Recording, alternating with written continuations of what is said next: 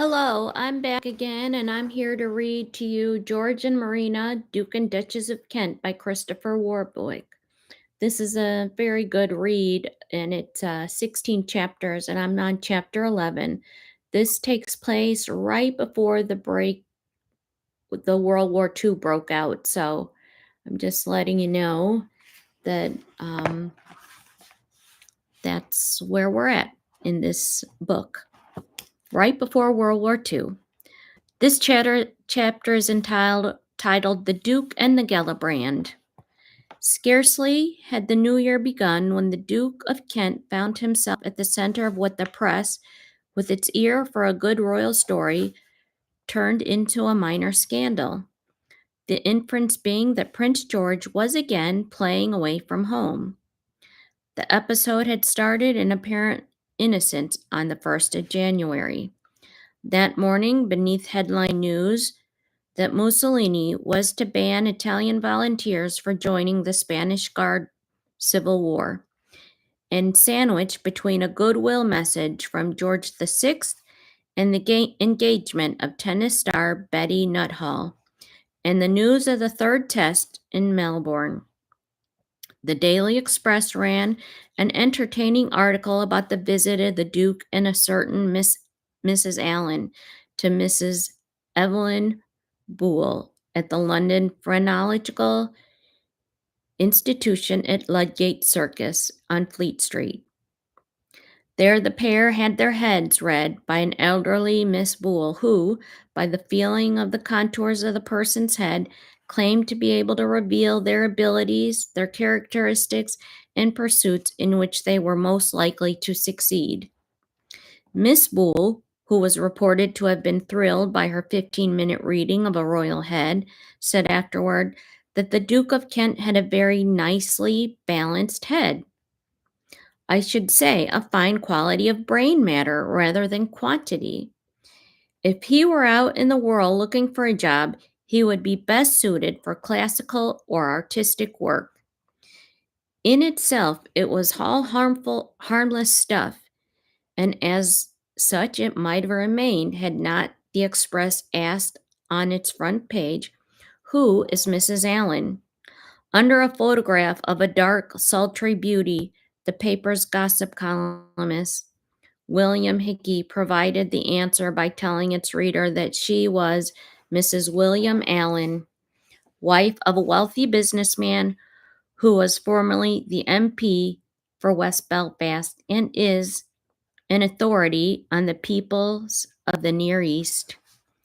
As Miss Paula Gellibrand, the Gellibrand, she was London's most beautiful mannequin in 1922 and was painted by many artists as the Marquis de Casamari, predecessor of Frida Dudley Ward, who in October 1937 married the Marquis after divorcing her first husband.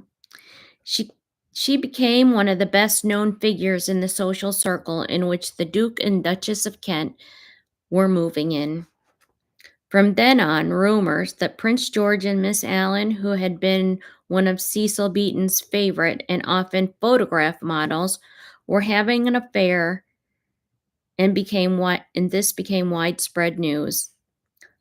But on the 16th of January, the Evening Standard's gossip column, Londoner's Diary, ostensibly in an attempt to put a stop to the stories, declared that the consequences of the couple's visit to Mrs. Evelyn Boole has been ludicrous, and to members of the royal family and Mrs. Allen, they were extremely painful. His Royal Highness has been the recipient of a flood of letters, most of them anonymous, describing the occasion in terms of varying from crude innuendo to open accusation. Rumor's latest guise is that, in consequence of the Duke's relationship with Miss Allen, divorce proceedings have already been instituted by her husband, married in 1932. And in fact, the divorce did happen in 1939. For the past 3 years, the article went on, Mr. and Mrs. Bill Allen have been living almost entirely in Ireland. On one of their rare visits to London, Mrs. Allen, who has been a friend of the Duke's since his midshipman days, called at Belgrave Square to see the Duchess and her newly born daughter. It wasn't long before the press tired of its own intrigue, though not before Eton-educated Bill Allen had spoken up for himself in the columns of the Times, and in doing so issued a thinly veiled threat to the perpetrators of the scandal by saying, certain individuals who have grown rich upon the ruthless exploitation of other people's lives will find that they have come into conflict with men who are not in such a helpless position as some who have recently been tortured on the wheel of the yellow press. As the episode slipped from my mind, so it was replaced by the escalating public and media interest in the forthcoming coronation of George VI and Queen Elizabeth on the 12th of May, 1937. The date had originally been set for the coronation of Edward VIII, and as many of the arrangements were already well advanced before his abdication pressed the pause button, it was decided to leave things as they were. After all, nothing save the man who was now about to be crowned had changed. On coronation morning, as the new king and queen and their two daughters, Elizabeth and Margaret, prepared themselves at nearby Buckingham Palace for the long day ahead, George and Marina also woke up early. The Duke, who was to ride as part of the escort behind the immense gold state coach that had been built for George III in 1762, in which George VI and Queen Elizabeth would travel to and from Westminster Abbey, where other 30 coronations had taken place in its long history, was helped into his ceremonial naval uniform. Next door, Marina, who, in the words of Edward Molyneux, ranked with the Empress Eugenie among the world's outstanding leaders of fashion, put on a slender gown of gold tissue, embroidered with frond-like sequined feathers. George and the king's brother would take part in the coronation ritual by swearing fealty to his sovereign, while Marina, sitting between the Duchess of Gloucester and the Countess of Strathmore, the queen's mother, watched the proceedings from the royal gallery near the high altar. Just 3 weeks later, on the other side of the channel, another smaller and altogether more private royal ceremony took place at the Chateau de Candé near Tours in the Loire Valley. On Thursday, the 3rd of June, the Duke of Windsor and Wallis Simpson were married. Almost every newspaper has run a leader of good wishes, Chips Channon noted in his diary. The Times, however, refrained. It is, of course, an organ of the Archbishop of Canterbury, the meddlesome Dr. Cosmo Gordon Lang, and he is the power behind it. I think it is disgraceful. The treatment of the Duke of Windsor by the present government has hurt the institution of royalty far more than ever the Duke of Windsor did himself by his abdication. Younger members of the royal family left much the same, echoing the view of Lady Iris Mountain, the late Earl of Harewood, elder son of Mary, the Princess Royale. It's hard for the younger among us not to stand in amazement at the moral contradiction between the elevation of code of duty on the one hand, and on the other, the denial of central Christian virtues, forgiveness, understanding, and family tenderness. For some time, David had hoped that his brother George would be able to travel to France to act as his best man. In reality, it was a vain and naive hope. As the Home Secretary, Sir John Simon, advised the king, if any member of the royal family were to attend the wedding, it would be regarded and represented as accepting the future Duchess for all purposes into the royal circle. And if, for example, it is desired to discourage the Duke and Duchess Duchess's return to this country, absence from the wedding could be indicative of a desire to maintain a certain aloofness. George, like Harry Gloucester, did send David and Wallis a wedding present, while Queen Mary, together with Bertie and Elizabeth, telegraphed their best wishes. Otherwise, there was nothing. Well, not quite nothing. On the eve of his wedding, the incredulous bridegroom received a letter from the king advising him that Wallis would not be granted the style and rank of Royal Highness.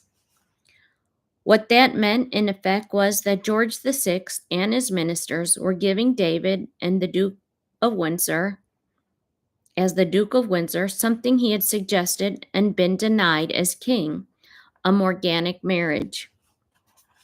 Though no member of the royal family attended David's wedding, there was hardly one of them who did not want to hear every detail from Baba's Metcalfe, who had been one of the 15 or so personal guests at the Chateau de Cande, and whose husband, Fruity, had acted as the Duke of Windsor's best man in place of Prince George.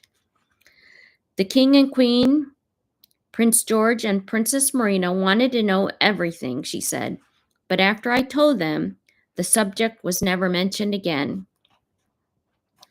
Another invitee that June, though not as a guest on the day itself, was Cecil Beaton, who had been asked to photograph David and Wallis in their wedding finery. The former king in his mourning suit and the former Miss Simpson, she had reverted to her maiden name Warfield by deed poll less than a month before.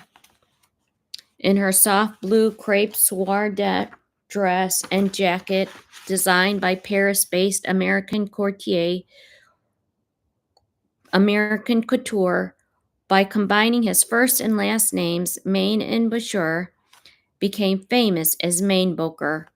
But while the Duke and Duchess of Windsor, like the Duchess of Gloucester, were among his many sitters, Beaton yearned to photograph the Duchess of Kent, Wallis's only equal when it came to chic and style, in whom he admired the cool classical features and a perfect oval head held on a straight column of neck, the topaz eyes, the slightly tilted smile, the appropriate complexion, the nut brown camp of flat silken curls. Marina had already sat for several others, celebrated photographers, notably Dorothy Wilding Horse and Harlip and Bassano, and she had been painted by Philip de Laszlo and Sally Serene. But Beaton had yet to receive a summons. When it finally came during the summer of 1937, he was jubilant. Of their first sitting, he wrote breathlessly, "The Duchess looked excessively beautiful, in a huge brown tulle crinoline, ruck like a Queen Anne window blind, and a lampshade with old-fashioned jewelry. She looked like a Winterhalter painting, and it was thus that she was photographed, slightly nervous at first and very royal, with her deep, clipped accent voice, but soon she was pliable as any sitter I have ever had, and we made many jokes and got along splendidly. It was the start of a warm and lifelong friendship during which Beaton would photograph Marina and her family on numerous occasions. Later in life, he would recall the many photograph sessions in the garden at Coppin's with her husband and children, and at the studio, when she would arrive with a picnic lunch and boxes containing Greek national dress and her formal gown, complete with orders and decorations. In July, the Duke and Duchess of Kent were preparing for their summer holiday. For Marina, a few days with Eddie and 7-month Alexandra at Bloody Point, a converted Coast Guard station at Shingle End near Sandwich in Kent, would proceed a visit by car to Germany. There she and George would stay with Toto and Wooly, whose second child, Helen Marina Elizabeth, had been born that May, before going on to friends in Landcut, Poland, and ending up as usual, with Olga and Paul at their home in Yugoslavia.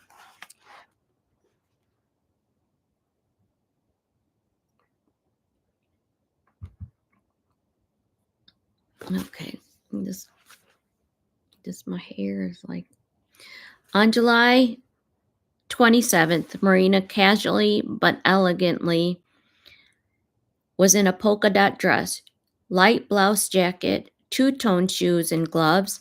She left Belgrave Square with her children for Shingle Inn. En route, her car was involved in a serious collision with another. Miraculously, no one was injured. Though badly shaken, Marina gathered up a rug and spread it out in a field where she helped comfort the family.